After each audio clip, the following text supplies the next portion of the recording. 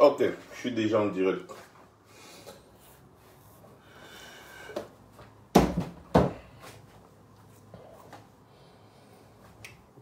Bonjour, bonjour, bonjour.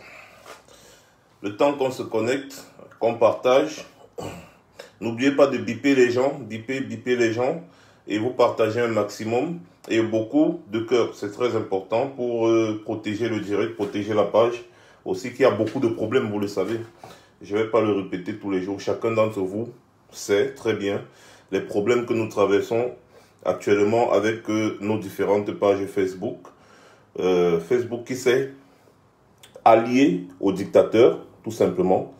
Facebook qui accepte de museler les gens qui luttent pour la liberté, qui luttent, n'est-ce pas, pour le respect de la dignité humaine. Donc, en ne partageant pas, c'est-à-dire, vous aidez Facebook à faire son travail, quoi. Et les dictateurs aussi à faire leur travail. Donc, on attend qu'on partage le live, comme on vient de lancer. Et après, on va commencer. Ce soir, on a un sujet très important à souligner. Le pourquoi. Pourquoi est-ce que les jeunes sont prêts à prendre la route du désert? Pourquoi est-ce que les jeunes sont prêts à prendre la route de la Méditerranée? Et même pas seulement les jeunes, même les vieux. Oui, même les vieux. Cette histoire, normalement, on doit essayer de la décrypter. Parce que c'est très bien beau de voir seulement les jeunes qui sont au désert, les jeunes qui prennent la route de la Méditerranée, qui meurent en Méditerranée et certains qui parviennent à arriver parce que quand le taux de réussite est à moins de 20%, il y a un problème. Il n'y a même pas un problème, il y a un gros problème parce que le taux de réussite du Beaux-Arts est à moins de 20%. Selon les statistiques officielles, hein. Mais si on veut aller dans les normes des choses, c'est à moins de 10%. Donc quand on dit à moins de 10%, ça veut dire que il y a au moins 90% d'échecs que de réussite. Donc, je laisse le temps qu'on partage rapidement le live et ensuite on commence les hostilités.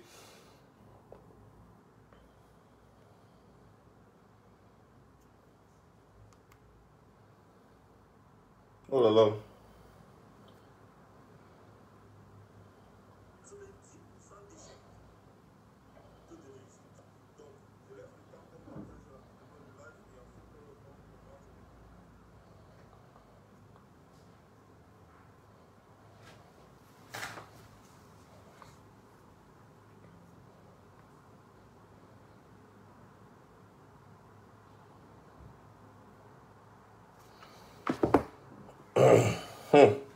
C'est chaud, hein.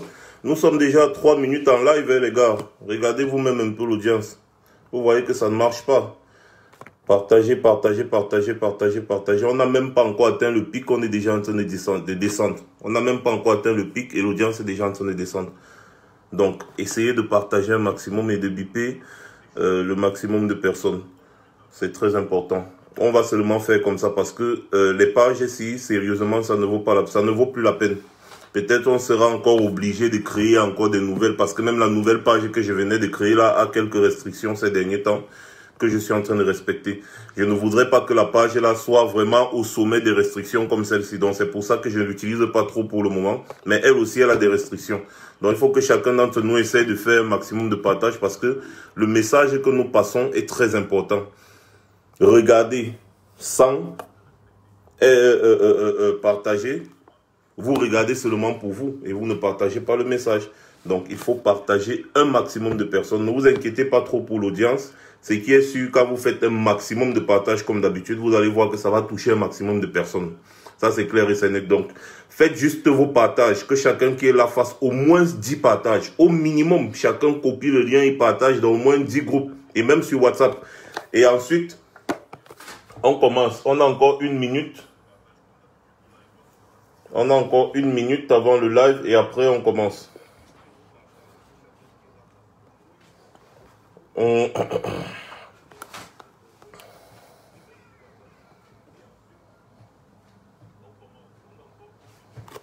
C'est qui ça qui dit que...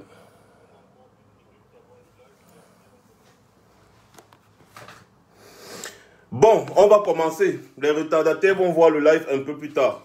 Alors, bonsoir à tout le monde. Aujourd'hui, on va parler du Cameroun. Le Cameroun, le seul pays au monde, en fait, le Cameroun devenu le Wanda-Fokistan, devenu la Saadinazie. Et aujourd'hui, c'est tu sais qui je suis Kistan. C'est-à-dire, tu sais qui je suis, tu sais qui je suis. Oui, le tu sais qui je suis Kistan. C'est ça, hein, c'est notre pays. On a réussi beaucoup d'exploits au Cameroun. On a réussi beaucoup d'exploits et ces jours-ci, nous avons réussi un exploit ultime qui va entrer dans les annales de l'histoire. Ce pays a réussi un exploit ultime, quelque chose qu'on n'avait jamais vu ailleurs. On n'avait jamais vu ça ailleurs dans aucun pays, même dans les pires dictatures qui ont existé sur cette planète. On n'avait jamais vu ça. Un pays où, depuis des semaines, les gens qui sont au pouvoir manifestent contre un parti d'opposition. Les gens qui sont au pouvoir, je me répète, organisent des manifestations à travers le pays contre l'opposition. Avant ça, nous avions réussi l'exploit phénoménal qui est le suivant. Le seul pays au monde où quelqu'un est président, il prend toutes les décisions, mais il n'est responsable de rien. Et en face de lui, quelqu'un qu'il dise être un opposant, il ne prend aucune décision, il ne gère rien, mais il est responsable de tout ce qui arrive dans le pays. Des échecs, hein? Donc, voilà encore un exploit phénoménal que nous avons réussi dans le Cameroun. Quelqu'un est président, il prend toutes les décisions, il gère le budget comme ça l'arrange, mais il n'est responsable d'aucun échec, de rien, de rien, de rien. À part seulement s'il y a quelque chose, c'est-à-dire sur 1000, il y a quelque chose comme ça qui a un peu réussi, on va mettre son nom partout. Ça c'est encore un exploit phénoménal que ce pays a réussi. Quelqu'un est président, il prend toutes les décisions, il n'est responsable de rien. Quelqu'un ne prend aucune décision, on dit il est opposant, il ne prend aucune décision, il ne gère rien, mais il est responsable de tous les maux que traverse le pays. Ça c'est un exploit. C'est-à-dire on va ajouter ça sur la corruption, sur la bêtise, sur le clientélisme et tous les maux qui minent ce pays-là. C'est un exploit. Maintenant,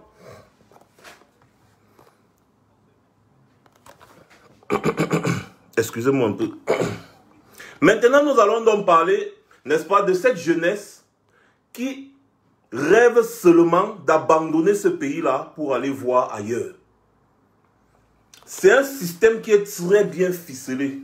Les gars, essayez de partager, mais comment ça se fait ça? Qu'est-ce qui se passe? Qu'est-ce qui ne va pas? What the hell? Qu'est-ce qui ne va pas? Attendez un peu 2 minutes.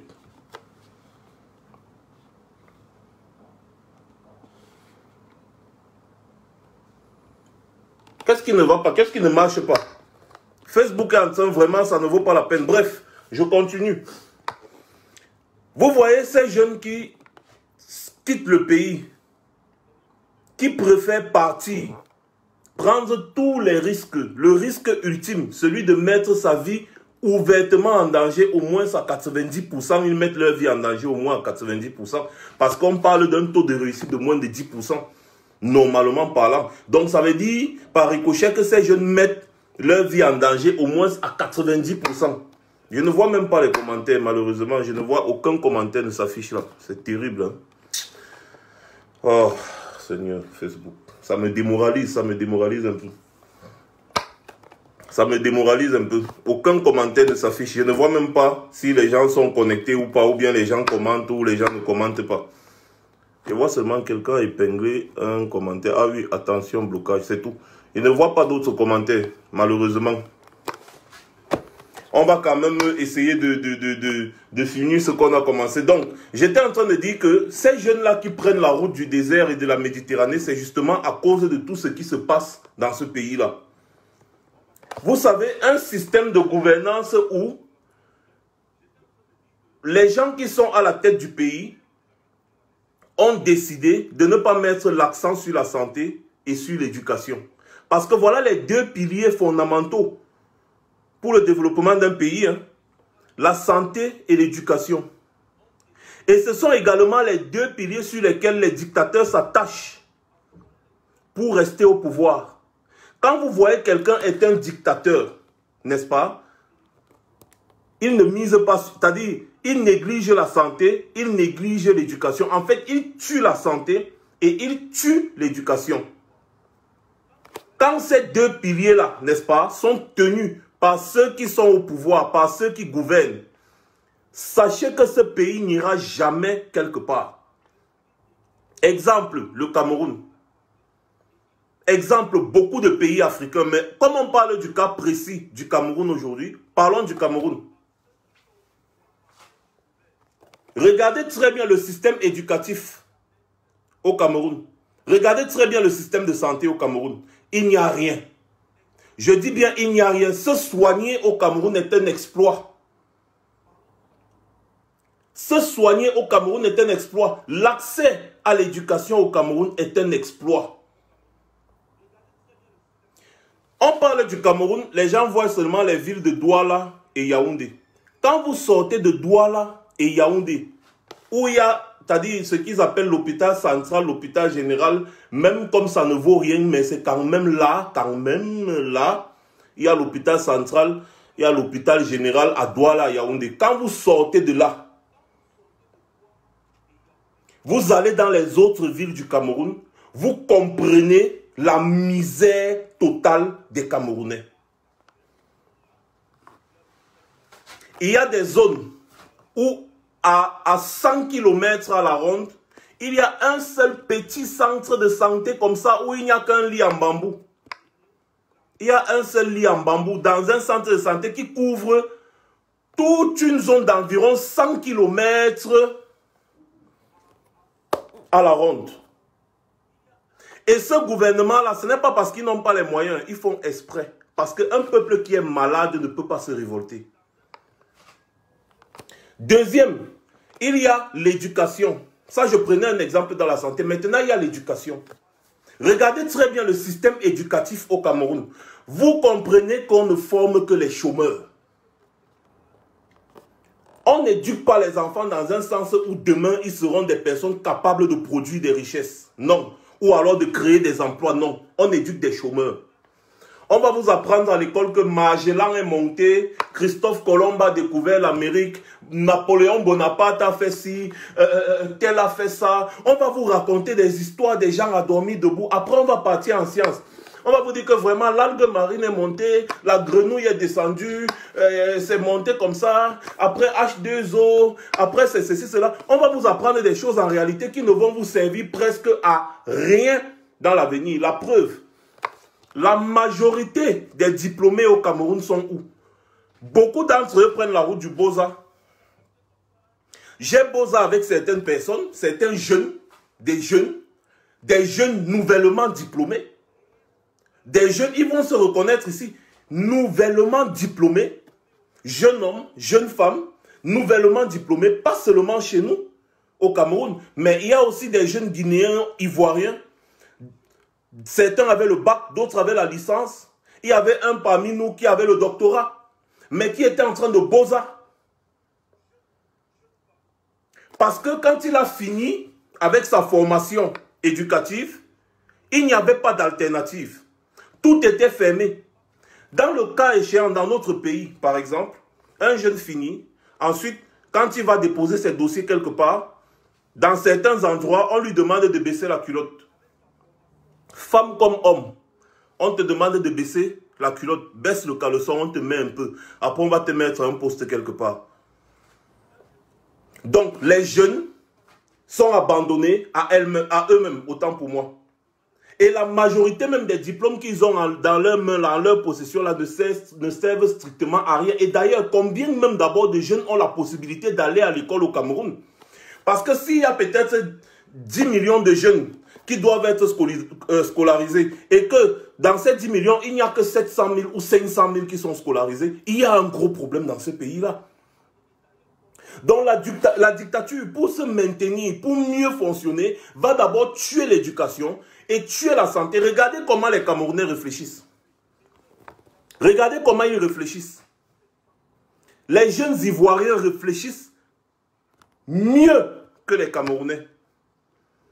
En Côte d'Ivoire, c'est pour ça que vous voyez la politique bouge beaucoup en Côte d'Ivoire. Quand vous partez en Côte d'Ivoire, je vous parle parce que je connais des Ivoiriens ici, ils ont mis l'accent sur l'éducation en Côte d'Ivoire. S'il y a certains Ivoiriens ici, là, ils vont vous confirmer ça. En Côte d'Ivoire, le gouvernement, n'est-ce pas, sponsorise, finance et accompagne les écoles privées dans tous les domaines. Il donne même les élèves. C'est-à-dire, tu ouvres une école. Le gouvernement prend 500 élèves. Il te donne. Et il te donne l'argent pour gérer ces élèves-là. J'ai dit en Côte d'Ivoire, tu ouvres l'école. Le gouvernement prend les élèves. Le gouvernement va prendre des élèves lors de la rentrée. Donc, ils vont signer des contrats avec toi. Ils vont prendre des élèves. Ils vont te donner. Et ils vont te payer la scolarité de ces élèves. Ou une partie de la scolarité de ces élèves-là. École publique, c'est-à-dire école primaire comme école secondaire. C'est comme ça que le gouvernement ivoirien fonctionne. Oui. Pour ceux qui ne le savent pas, c'est comme ça que ça fonctionne. Tu ouvres ton école en Côte d'Ivoire, le gouvernement va te donner des élèves. Il va te donner certains élèves. Avant que toi, tu ne prennes d'autres élèves, le gouvernement va te donner certains élèves et te donner de l'argent pour l'inscription de ces élèves. Parce qu'il faut que tu payes les professeurs et tout. Au Cameroun, est-ce que ça se fait? Non. Regardez et observez le comportement des Ivoiriens face à la gestion de leur pays. Vous allez comprendre que ce sont des gens qui réfléchissent autrement, des gens qui sont éduqués, des gens qui connaissent ce que c'est que la conscience collective. Parce que ils ont été à l'école, on les a formés. Mais au Cameroun, combien ont d'abord accès au banc? Vous avez vu, on a partagé plusieurs vidéos ici dans certains endroits, au nord, au sud, partout, à l'est, à l'ouest, où la situation des élèves est complètement catastrophique. Il y a des zones où il n'y a pas d'élèves. Il y a des zones où les élèves sont obligés de marcher 20 km aller et retour pour aller à l'école. À un moment donné, ils abandonnent. C'est pour ça que vous allez voir un tas de mototaximans à Yaoundé, à Douala, un tas. Les jeunes, à gauche, à droite, ils sont en train de faire le call box, faire le mototaxi, ils font beaucoup de trucs. Parce qu'ils n'ont plus les moyens d'aller à l'école. Non seulement ça coûte cher.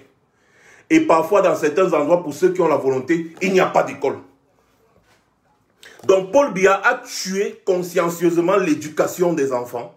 On a mis dans la tête des jeunes Camerounais que il faut vous battez-vous. Il faut se battre. La vie n'est pas facile. Il faut te battre. Dès que l'enfant a 6 ans, 7 ans, 8 ans, le parent lui met un plateau de bonbons sur la tête. Le parent lui met un plateau de cola sur la tête. On lui dit, va un peu vendre la cola, va un peu vendre ceci comme ça, là, pour ramener un peu d'argent. Comme ça, là, on va payer ton école, on va faire ceci, on va faire cela. Les mineurs sont remplis dans les marchés, en route partout. Ils sont des vendeurs ambulants.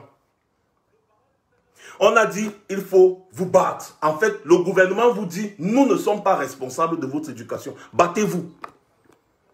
Et c'est comme ça là que les enfants vont vendre les beignets, les enfants vont vendre la tomate, les enfants vont vendre tout ça et le gouvernement ne va rien dire. Et pourtant c'est illégal, le travail des enfants est illégal, hein? Mais le gouvernement sait que ça a l'avantage, donc ils ne vont rien dire. Il faut tuer la pensée de l'enfant dès le matin parce que l'enfant doit penser qu'il ne doit rien attendre du gouvernement. Et beaucoup de Camerounais grandissent avec ça. Que non, je ne dois rien attendre du gouvernement. Je dois essayer de me battre pour m'en sortir dans la vie. Je dois me battre. Je dois vendre les babous, je dois vendre les ceci, je dois me battre. Pour d'autres enfants, ils vont aller travailler dans les chantiers à 12 ans, 13 ans. Ils portent les parpaings, ils tournent le ciment. 15 ans, ils sont en train de faire tous ces travaux parce que dès le bas âge, on a mis dans la tête de leurs parents, des parents de leurs parents avant eux, des parents de leurs parents avant eux qu'il faut se battre. Ne rien attendre du gouvernement, il faut se battre. C'est ça qui fait donc en sorte que chaque Camerounais aujourd'hui se sent responsable de lui-même. Personne ne connaît la responsabilité d'un gouvernement n'est-ce pas, dans son pays. Ça, c'est la base, c'est la première des choses parce qu'on ne leur enseigne même pas ça à l'école. Quelle est la responsabilité d'un gouvernement? Quelle est la responsabilité de ceux qui gèrent le pays vis-à-vis de vous? Quels sont vos droits? On vous apprend seulement vos devoirs. C'est comme ça qu'on nous a éduqués depuis le bas âge. On vous apprend vos devoirs, on ne vous apprend pas vos droits. Non. Vous n'avez droit à rien, mais vous devez vous battre. C'est pour ça que vous allez voir des parents, comme je disais tout à l'heure, pendant les vacances, on va envoyer les enfants vendre les bonbons, on va envoyer les enfants vendre les pics, on va les envoyer vendre les chewing-gums, on leur inculque cette éducation de se battre dès le départ, dès le bas âge. Donc quand il grandit avec cette mentalité-là, dans sa tête, c'est que je dois me battre. Même s'il faut que je fasse le pouce-pouce pour manger, je dois me battre. Même s'il faut que je fasse quoi, je dois me battre. Ce n'est pas très mauvais en soi, mais c'est dangereux pour l'avenir d'une nation. C'est dangereux pour l'avenir d'une nation. Posez-vous la question de savoir pourquoi en Occident ça ne se passe pas comme ça. Pourquoi en Occident on vous enseigne dès le départ que le gouvernement est responsable de vous? Oui, parce que le gouvernement reçoit de l'argent chaque année pour améliorer vos conditions de vie. C'est votre argent que le gouvernement reçoit. Le budget que vous entendez, le budget du Cameroun qui s'élève aujourd'hui à 5 000 milliards, c'est votre argent. Vous pensez qu'on fait le recensement pourquoi? Vous pensez qu'on fait le recensement pourquoi? C'est pour ça que je vous ai dit qu'au Cameroun, ils gonflent les chiffres. Ils vont vous dire qu'on a 30 millions d'habitants, on a ceci, cela. On fait le recensement pourquoi? Eh bien, c'est pour connaître le taux de la population afin de voir comment gérer avec le budget. Le budget qu'on donne chaque année pour le Cameroun, c'est votre argent. Et cet argent-là doit servir à vous faciliter la vie. Dans d'autres pays, l'école est gratuite, ce n'est pas pour rien. Parce que les enfants ne doivent pas travailler, les enfants ne doivent pas être là pendant les vacances à chercher l'argent pour aller à l'école. Non. Les enfants doivent être pris en charge par le gouvernement parce qu'on leur donne de l'argent pour ça. Un pays comme le Cameroun, par exemple, un pays comme le Cameroun, très simple. Nous avons des richesses et des richesses qui peuvent permettre aux Camerounais lambda de partir à l'école de la maternelle jusqu'au dernier banc de l'université sans débourser 5 francs. Sans débourser 5 francs. Qu'est-ce que le gouvernement camerounais a fait avec ses partenaires étrangers? Ils se sont accaparés de la chose, ils se sont assis dessus. Et ils ont enseigné dès le bas âge à l'école aux enfants que vendre les arachides, c'est bon. C'est bien pour toi. Il faut que quand tu pars à l'école primaire, pendant les vacances, tu vas aller vendre les arachides. Pendant les vacances, tu vas aller vendre ceci. Pendant les vacances, tu vas aller vendre... On a complètement lavé le cerveau des jeunes. On les a lobotomisés. On leur a dit, c'est vous qui êtes responsable de votre vie. Dans ce cas, vous vivez dans un pays, donc pourquoi? À quoi vous sert le gouvernement? Et de deux, lorsqu'on vous met tout ça dans la tête, le gouvernement de son côté ne facilite même pas les infrastructures routières pour faciliter le transit entre les villes. Ça veut dire que même si tu te bats comme tu te bats, tu veux partir acheter la marchandise quelque part pour venir vendre. Tu vas acheter la marchandise pour transporter la marchandise arriver, c'est un problème. Pour ceux qui ont décidé de se battre, comme le gouvernement leur a demandé de se battre, ils vont faire un petit commerce. C'est le même gouvernement qui va venir prélever les taxes, les impôts, la taxe de ceci, la taxe de cela. Tu achètes un taxi, tu déposes. On va te dire la taxe de ci, la taxe de ça, la taxe de ci. Le gouvernement a mis dans la tête des Camerounais qu'il n'est responsable de rien et que ce sont les Camerounais qui doivent continuer de payer pour le fonctionnement du pays. Or, c'est l'inverse. Voilà l'éducation que les Camerounais ont reçue dès la base. Beaucoup d'entre vous aujourd'hui, vous allez me dire que vous n'avez pas vécu ça. Beaucoup d'entre vous aujourd'hui, vous allez me dire que vous n'avez pas vécu ça. La majorité d'entre nous, nous avons vécu le même système. Le même système. Si tes parents sont aisés, tu n'as pas à faire des petits travaux et conso, non. Mais si tes parents ne sont pas aisés comme la majorité des Camerounais, vous allez rencontrer les enfants en route en train de vendre les ceci, en train de vendre les cela, parce qu'il va te dire, il faut que là, à la rentrée scolaire, je vais acheter mon cahier, je vais acheter mon bic. Donc, on a mis dans la tête des enfants, dès le bas âge, que c'est eux qui doivent payer leur scolarité. Et pourtant, c'est le rôle du gouvernement. De leur côté, qu'est-ce que le gouvernement fait avec l'argent qu'on a donné? Ils vont faire les bons de carburant, hein, comme Jean de Dieu Moumou. Il a les bons de carburant d'au moins 2 millions chaque jour. Hein. 2 millions de francs CFA chaque jour, bons de carburant. Au moins. Et tous les ministres là, c'est pareil. Et ils ont au moins 70 ministres, en fait, qui ne servent à rien, qui sont juste là comme ça. Au moins 70 ministres, ils sont là. Donc, en fait, ils vont créer un clan, diviser le budget là et bouffer. Manger, bouffer, manger, tout en vous encourageant à aller vous battre pour vous en sortir. Le gouvernement n'est pas responsable de vos vies. Voilà l'éducation qu'ils ont mis dans la tête des Camerounais. Et il n'est pas responsable de votre éducation, il n'est pas responsable de votre santé. D'où le phénomène de, quand tu arrives à l'hôpital, si tu n'as pas l'argent, on ne te soigne pas. Et pourtant, c'est contre les normes internationales de la santé. La loi de la santé stipule que quand tu arrives à l'hôpital, le premier rôle d'un médecin, c'est d'abord de te soigner avant de parler d'argent. Le rôle d'un médecin, c'est d'abord de te soigner. C'est-à-dire, quand tu arrives, tu es malade. On va d'abord faire les examens, voir ce que tu as, on te soigne. Avant de commencer à dire que bon, l'argent, l'argent, l'argent. Dans certains pays, quand on te soigne et que tu n'as pas d'argent, on envoie la facture à l'État. On envoie la facture au gouvernement. Et après, le gouvernement va voir comment il va faire pour gérer les factures, les cas comme ça. Donc, en fait, on va voir que tu es un chômeur. On va voir quels sont tes revenus. On va voir que ouais, les soins, si c'est trop cher pour toi, tu ne peux pas les payer. Donc, du coup, on va envoyer la facture au gouvernement. On envoie ta facture, la facture en fait, l'hôpital envoie ta facture au gouvernement. Et ils vont essayer de gérer ça, parce qu'il y a un budget pour ça. Ils vont essayer de gérer ça avec le budget alloué à ça.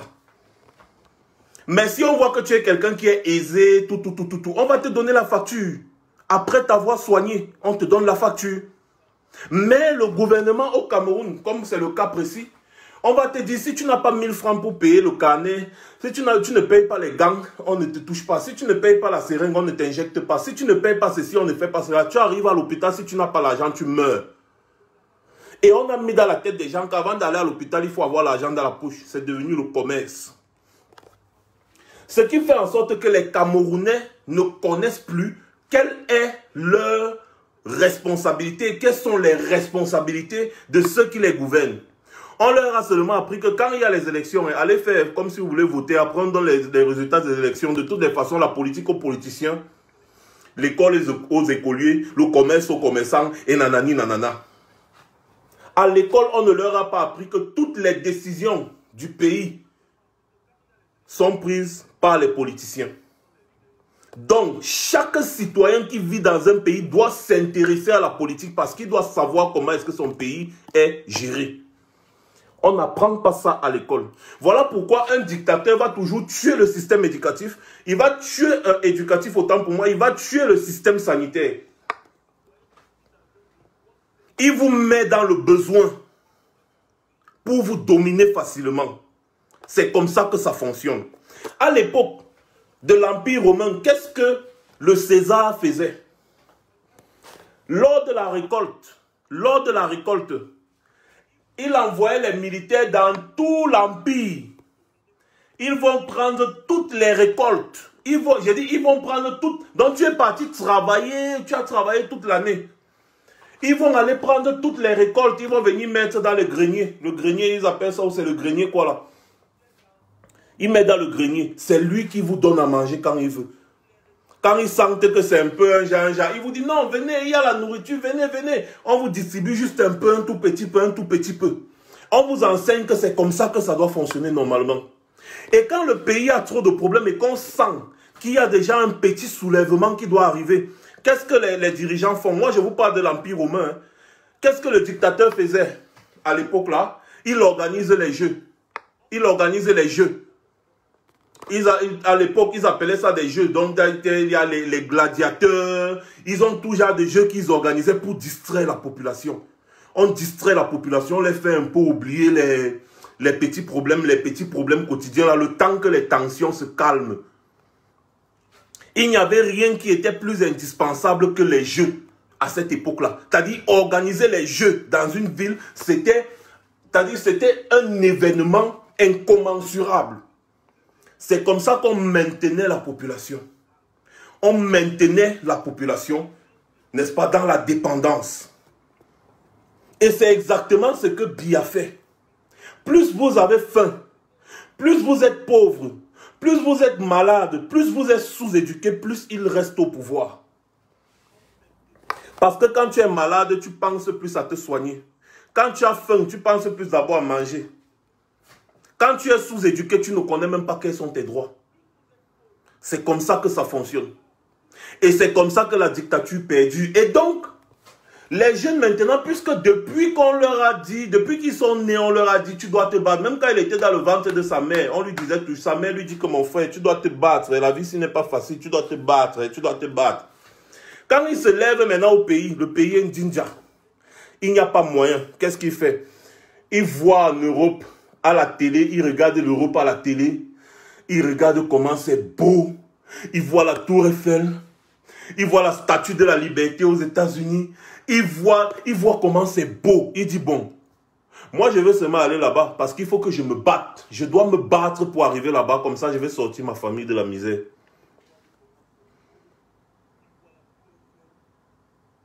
Parce que depuis le matin, depuis qu'il est bébé, depuis qu'il est dans le ventre de sa mère, on lui a dit que tu dois te battre, tu dois te battre. Le gouvernement n'est pas responsable de ta vie. Tu es le seul responsable de ta vie. Tu dois te battre. On ne lui a pas appris que dès que tu nais dans un pays, tu deviens d'abord la responsabilité du gouvernement avant même d'être la responsabilité de tes parents. Dans ces pays-ci, le gouvernement a plus de droits sur l'enfant que ses propres parents. Voilà pourquoi quand on voit qu'un enfant peut être maltraité ou alors un enfant est maltraité, le gouvernement le retire à ses parents. Et parfois on le confie à d'autres parents qui peuvent mieux prendre soin de lui que ses parents biologiques. Chaque enfant qui naît est la responsabilité première, la première responsabilité du gouvernement.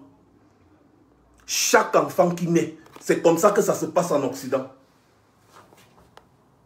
Dès qu'il y a ton acte de naissance, là, on sait déjà que bon, l'enfant, s'il aura droit à ça, il a droit à la santé, il a droit à l'éducation, il a droit de se vêtir, il a droit de ceci. C'est pour ça qu'il y a des multiples allocations familiales ici. Pour permettre aux parents de prendre soin de ces enfants-là. Dans la majorité de ces pays, l'éducation des enfants, c'est gratuit. Tu envoies l'enfant à l'école. Après, la crèche. Après, il y a les ceci, cela. On prend soin des enfants. On les éduque. Et dès le bas âge, on leur apprend l'éducation civique. On leur apprend leurs droits civiques. D'abord, les droits avant de leur apprendre leurs devoirs. Parce que quand tu es enfant, tu n'es pas responsable. Donc, on va d'abord t'apprendre tes droits. C'est pour ça que l'enfant à la maison, quand le parent veut lever la main sur lui, dit que, hey, tu n'as pas, non. Tu ne dois pas lever la main sur moi. On lui apprend d'abord ses droits en tant qu'être humain. On doit te respecter en tant qu'être humain. On doit te respecter parce que tu es un être humain à part entière. On t'apprend d'abord tes droits. Maintenant, quand tu grandis. Quand tu commences déjà à être responsable à partir de 12 ans, 13 ans, on t'apprend maintenant tes devoirs en tant que citoyen. On te dit que comme tu es citoyen, tu n'as pas seulement les droits, tu as aussi des devoirs. Voilà ce que tu dois faire pour accompagner la société. Pour devenir quelqu'un dans la société, voilà comment tu dois faire. Voilà ce que tu dois faire. Cette éducation-là chez nous, il n'y a pas ça. Dès que tu es bébé, la maîtresse à l'école, elle te dit déjà, quand tu arrives à l'école primaire, la maîtresse est venue avec les pistaches. Elle est venue avec les pistaches.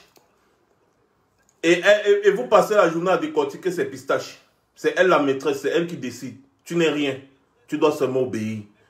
Vous commencez à décortiquer ces pistaches. C'est comme ça. Après, on va vous faire les travaux manuels. On va vous faire les ceci. C'est-à-dire, il y a beaucoup de choses qu'on n'apprend pas aux enfants au Cameroun. Et donc, dans leur tête, c'est qu'ils sont les seuls responsables de leur avenir. Et parfois, pour certains, l'avenir même de leur famille dépend d'eux. Donc, ils doivent se battre. Quand les enfants là donc se lèvent, ils regardent à gauche, ils regardent à droite, il n'y a rien. Ils regardent en face en bain, ils voient qu'il y a les gars quand même en bain qui sont là, tranquilles, les lunettes, les costards, les machins, ils disent que Mbeng est mieux. Ils voient les grandes routes, les hôpitaux, ils disent Mbeng est mieux. Mieux. Je sacrifie ma vie pour partir là-bas. Si j'arrive, hein, j'arrive. Si je n'arrive pas, il va te dire c'est Dieu qui aura voulu. Il va te dire c'est Dieu qui aura voulu. Dieu, une autre arnaque. Je reviendrai. Beaucoup de personnes me bloquent de ne pas parler des affaires de Dieu, de Jésus, de machin, machin. Je leur dis toujours que laissez. Je suis en train juste de me documenter dessus. Je reviendrai pour vous dire que c'est la plus grosse arnaque de toute l'humanité. Dieu, Jésus. Mais je ne vais pas parler de ça maintenant. Il va te dire c'est Dieu. Comme si Dieu a demandé à ceux qui vont mourir en route. C'est-à-dire Dieu a laissé ceux qui vont mourir en route, n'est-ce pas, mourir. Dieu t'aime trop, plus que ceux qui sont morts en route pour arriver en Europe. Tu as quelque chose de spécial. Dieu n'aime pas tous ses enfants. Pourtant, dans le livre qui est appelé la Bible, on vous dit que Dieu aime tous ses enfants. Mais tu dis c'est Dieu, c'est la volonté de Dieu. Donc ça veut dire que vous quittez à 50 pour aller en Mbeng. Il y a autre 5 qui arrivent en Mbeng.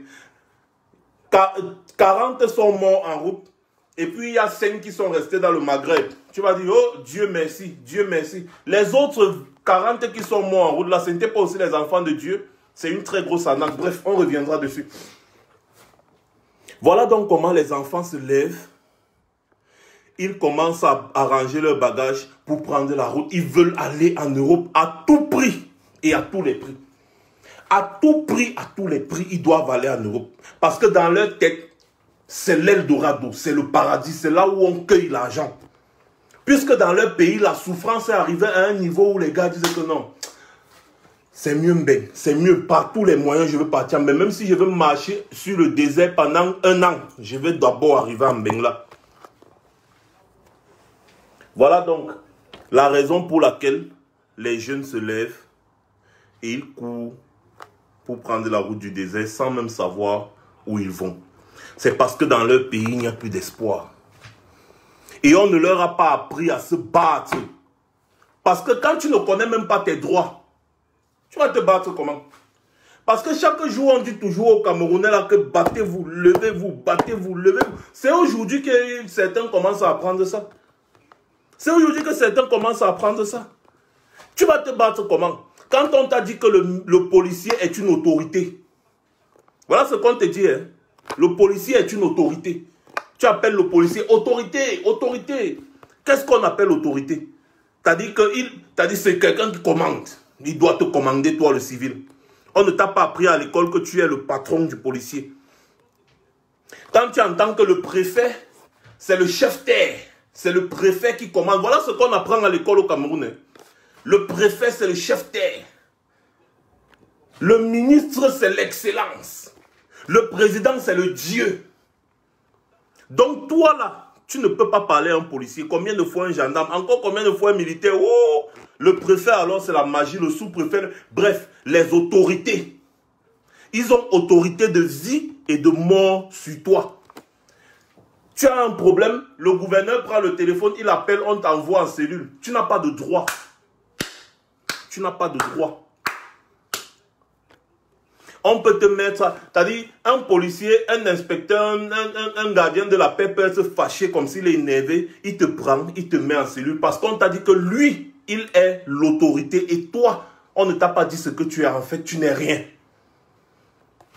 Donc, dans un pays comme ça, là, le seul rêve des jeunes, c'est de partir là où il se dit que là-bas, on pourra au moins se le considérer comme étant quelque chose ou bien quelqu'un. Parce que dans son pays, on ne lui a pas appris ça. Voilà donc la raison pour laquelle les jeunes là se lèvent, ils partent et ils prennent la route de l'inconnu.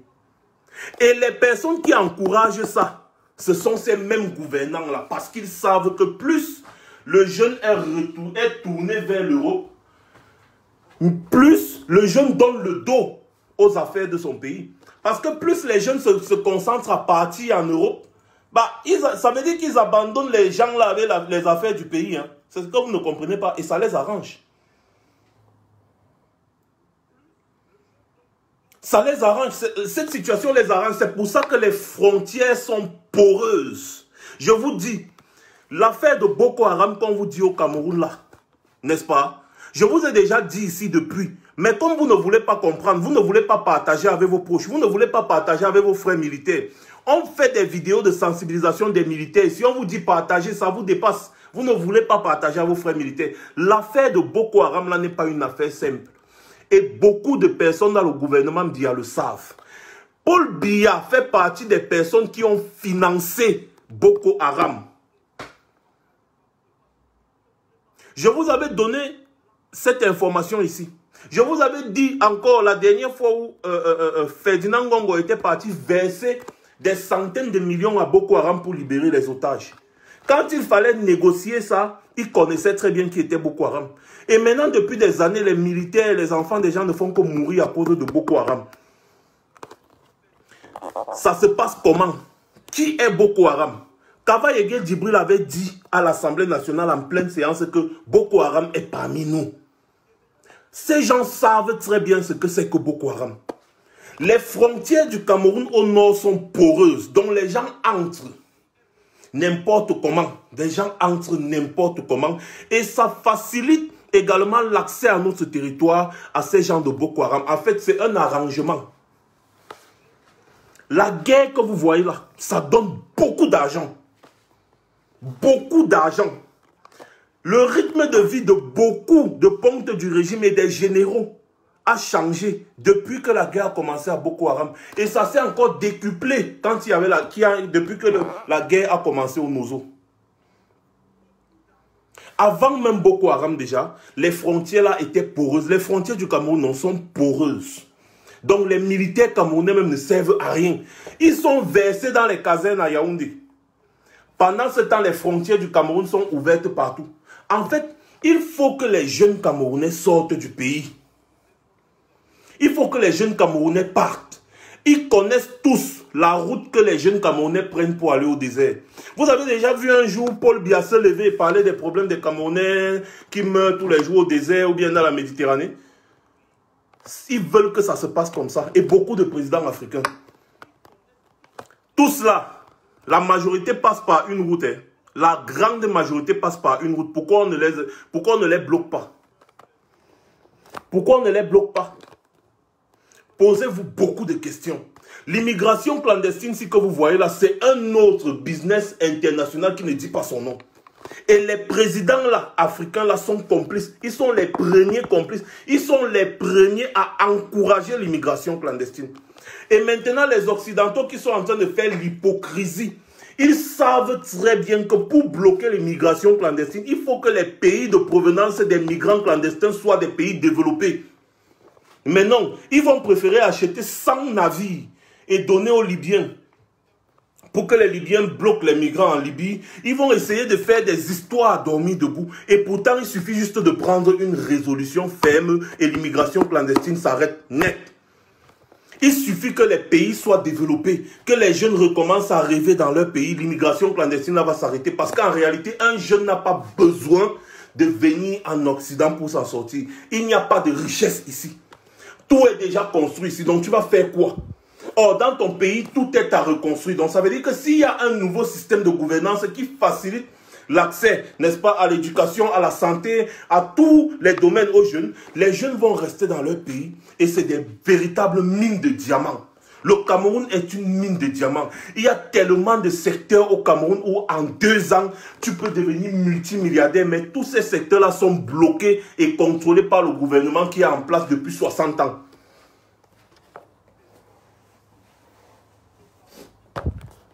Un gouvernement qui n'encourage pas la production de richesses. Vous trouvez normal que ce soit encore les étrangers qui viennent construire les routes au Cameroun après 60 ans d'indépendance? Donc, le gouvernement camerounais n'a pas eu la possibilité de former des Camerounais capables de construire des routes? Vous trouvez que c'est normal, avec toute la technologie et toutes les matières premières que nous avons aujourd'hui, que c'est normal qu'on importe encore des voitures? Fabriquer une voiture, c'est quoi? Vous trouvez que c'est normal, avec tous les matériaux qu'on a, qu'on soit encore obligé d'importer les fers à béton, on importe le ciment, on importe tout au Cameroun. Et même les meubles le mobilier, on importe. Vous trouvez que c'est normal? Ce n'est pas normal. Et ils le savent. Mais le problème, c'est qu'il faut appauvrir la population. Pour se maintenir au pouvoir, il faut que cette population soit à un niveau de vie où on leur dit, il faut se battre. Bon, c'est un peu comme ça, c'est un peu comme ça, c'est un peu comme ça. On avait déjà parlé ici là du rôle de l'alcool et des églises réveillées. On maintient la population à un niveau de vie et on les fait, c'est-à-dire, on les fait donner le dos aux problèmes du pays. Et c'est pour ça que les mots, on va faire comment, les phrases comme on va faire comment sortent tout le temps. On leur a appris que Paul Biya prend toutes les décisions, mais il n'est responsable de rien. C'est pour ça que vous allez voir, on va casser les maisons de quelqu'un, on va casser les maisons de près de 10 000 personnes. Ils vont se lever, ils vont dire vraiment, papa Paul Biya, il faut vraiment voir le problème de tes enfants. Il faut voir le problème de tes enfants. C'est l'éducation qu'ils ont reçue. Ils ne savent pas que la décision vient de Paul Biya. Ils appellent Paul Biya à leur secours. Comme Einstein disait, si vous comptez sur ceux qui ont créé un problème pour le résoudre, sachez que vous avez 2 problèmes. Mais les populations, qu'est-ce qu'ils peuvent faire? Ils ne connaissent même pas ça. Voilà pourquoi on dit il faut qu'on change notre stratégie de communication. Parce que nous ne sommes pas prêts à renverser cette dictature brutalement comme il se doit. Donc il faut qu'on change notre stratégie de communication. Si le message qu'on passe tous les jours n'est pas viral, on va bavarder pendant longtemps. Les choses qui sont virales, c'est seulement les affaires de sang caleçon, les affaires de fesses, les affaires des gens, les 2 hommes qui se marient, les machins. Voilà les choses qui deviennent de plus en plus virales chez les Camerounais. Mais les affaires qui peuvent faire changer la vie des Camerounais, non, ça c'est pas viral. Ça ne mérite pas. Comme peut-être le message que je suis en train de passer ici, il y a beaucoup d'entre vous qui pensent que ça ne mérite pas d'être partagé. Je vous comprends, c'est l'éducation que vous avez reçue. Et j'espère qu'un jour ça va changer. Parce qu'il est inadmissible que ce genre de message ne soit pas autant partagé. Mais je suis sûr que si je parlais d'un sang caleçon ici là, oh là là. Et c'est aussi ça l'éducation que nous tous nous avons reçue. Les futilités ont plus d'importance que ce qui peut changer la vie des gens. C'est comme ça qu'on nous a éduqués dès le bas âge. C'est pour ça que pendant que le monde avance, nous on recule. Parce que nous sommes plus intéressés par les futilités. Nous sommes plus intéressés par des choses qui n'ont aucun impact normalement sur la vie quotidienne. Donc les faits divers. Nous sommes plus concentrés sur les commentaires. Il a dit qu'on a fait que, il a fait qu'on a dit que. Quelle est la responsabilité d'un ministre vis-à-vis des populations? Quelle est la responsabilité d'un policier? Quelle est la responsabilité du politique vis-à-vis des populations? Ça, c'est des messages à passer partout. Le policier n'est pas une autorité. Il n'est pas une autorité. C'est un gardien. C'est pour ça que le grade des policiers commence par gardien, gardien de la paix. Parce qu'il est là pour essayer de maintenir l'ordre. Il ne te commande pas, c'est toi qui le commandes parce que c'est avec l'argent de tes impôts. C'est avec ton argent qu'on paye le policier. Le président n'est pas ton patron. Donc tu n'as pas appelé Paul Biya. Ah papa, Paul Biya, vraiment viens résoudre notre problème. C'est son devoir de résoudre vos problèmes. C'est pour ça que vous l'avez mis à Etoudi. Vous ne l'avez pas mis à Etoudi pour le supplier. Parce que quand on vous dit que les Camerounais ne l'ont pas élu, vous dites que non, il a été à Etoudi. D'accord, on accepte, vous l'avez mis à Etoudi parce que c'est lui qui est là-bas, non. Mais vous ne l'avez pas mis là-bas pour le supplier. Vous ne l'avez pas mis à Etoudi pour le supplier. Quel que soit le président, même si c'est le président Kamto, il arrive à Etoudi, il est votre employé. Il devient par ricochet votre employé. Donc vous n'avez pas à le supplier pour qu'il résolve vos problèmes. C'est pour ça qu'on élit un président. Pour faciliter la vie des citoyens, la vie quotidienne des citoyens. C'est comme ça que ça fonctionne. Mais on ne nous a pas appris ça à l'école. On n'a pas appris ça à cette jeunesse qui prend le désert. Au lieu de se battre sur place. Au lieu de se battre sur place que mon frère, le gouvernement, s'il ne travaille rien, on va vous renverser, on va mettre des gens qui vont travailler. Et si ceux-là aussi ne travaillent pas, on va les renverser. Ils n'ont pas cette culture. Dans leur tête, c'est qu'eux, ils sont responsables de leur vie. Et on leur a appris l'individualisme. Donc, je vais me lever, je vais aller me battre pour ma famille. L'autre va se lever, va aller se battre pour sa famille. L'autre va lever, se battre pour sa famille, c'est tout. On ne leur a pas appris à se mettre ensemble pour se battre pour une cause commune. Ils ne savent pas que si le pays change demain, toutes les familles vont profiter. Dans leur tête, c'est que moi, je vais aller me battre pour ma famille. L'autre, moi, je vais me battre pour ma famille. C'est ce qu'on leur a appris dès le bas âge à l'école, à la maternelle.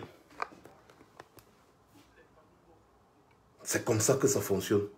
Et tant que ce problème n'est pas résolu, l'immigration clandestine là, ce n'est pas prêt de s'arrêter. Hein. Si vous croyez que ça dérange les Occidentaux, vous mentez. Parce que comme je vous dis là, s'il y a 10 000 qui partent, il y a autres 1000 qui arrivent.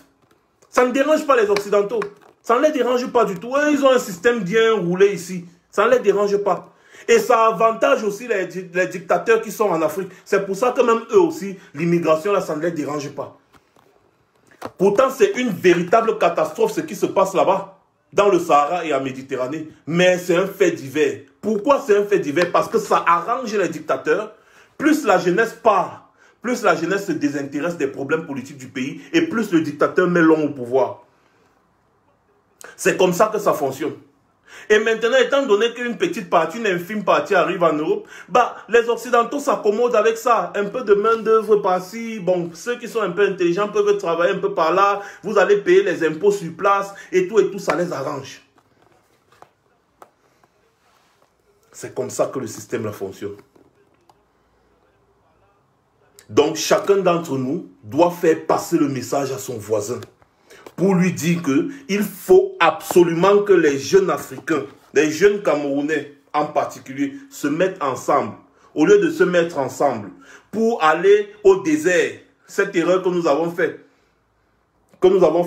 au lieu de se mettre ensemble pour aller au désert, c'est mieux de se mettre ensemble pour se battre pour l'avenir de notre pays. L'erreur là que nous avons faite, je préfère que les autres jeunes ne le fassent pas. Parce que nous, on était ignorants. Et aujourd'hui qu'on a ouvert les yeux, on a besoin d'ouvrir les yeux de ceux qui sont encore derrière. Pour leur dire que cette erreur, c'est-à-dire tu vois la mort devant toi en permanence. Tu ne peux pas encourager quelqu'un à faire ça. Tu ne peux pas. C'est le genre que quand tu arrives, tu ne peux plus faire chemin retour. Tu es obligé d'avancer. Si tu meurs, tu es mort. Donc ce n'est pas un truc que tu vas dire que non, quand tu passes, tu arrives. Tu passes, tu arrives. Non, tu vois la mort au quotidien. Et donc on ne peut pas encourager les jeunes à prendre ce même chemin. Nous au moins aujourd'hui, on a les yeux ouverts et on profite des réseaux sociaux pour vous. Nos grands frères n'avaient pas fait ça. Parce qu'à leur époque, il n'y avait pas les réseaux sociaux, ça ne bougeait pas sur les réseaux sociaux. Mais aujourd'hui qu'on a les réseaux sociaux, on peut vous dire que les réalités sont vraiment catastrophiques. Et il y a l'épopée d'un beaux ailleurs de Karim Richaud. On va faire la promotion de cette émission-là ici, matin, midi, soir. Je pense que cette émission va aussi participer à faire en sorte que les jeunes prennent conscience par rapport aux beaux-arts. C'est très important. Donc, passez une bonne journée. Comme vous le savez, la page a trop de problèmes, mais continuez de partager. Continuez de partager. Il y a eu beaucoup de partage. Hein. Il y a eu beaucoup de partage. Attendez, je vais voir et je vais vous dire. Il y a eu beaucoup de partage. Donc, ne vous fiez pas à l'audience. Regardez seulement. Voilà. Donc, il y a eu beaucoup. 817 partages, c'est beaucoup. 817 partages, c'est beaucoup. Même si on pouvait faire mieux, mais c'est beaucoup. Donc, ne vous fiez pas. La page va revenir à la normale d'ici peu. On est déjà habitué. Pour ceux qui sont ici sur la page, nous sommes déjà habitués. Donc, passez une bonne soirée. C'était Max Seigneur Ivoire. Je reviendrai très certainement.